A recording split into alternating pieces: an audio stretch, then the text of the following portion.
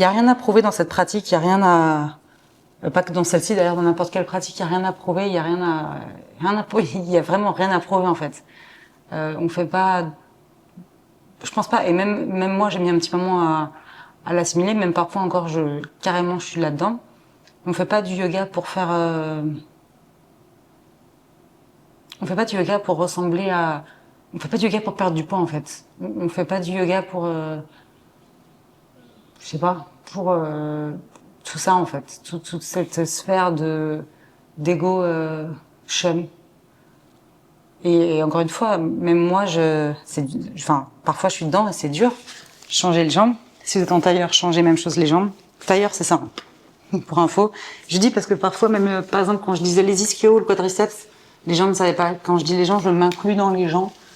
Avant de faire du yoga, je ne savais pas vraiment où étaient les muscles et les noms des muscles. Donc tout ça pour dire que non seulement le yoga, ça m'a fait apprendre l'anatomie, mais en plus, ça m'a fait apprendre que il n'y a pas que l'anatomie physique. Et déjà dans l'anatomie physique, il y a énormément de choses hyper intéressantes à comprendre sur le corps qui est bien au-delà de juste à quoi on ressemble physiquement et dans quelle taille de vêtements on rentre, etc. Enfin, voilà. Même juste de parler de ça, je suis genre, genre c'est juste pas agréable.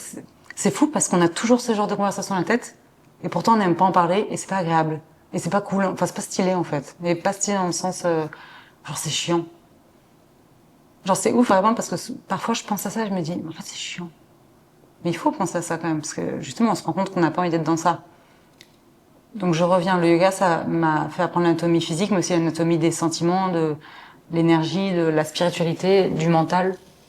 Et quand on voit qu'il y a tous ces différents mondes-là, il y a beaucoup moins quand même d'énergie qu'on dépense à mettre dans le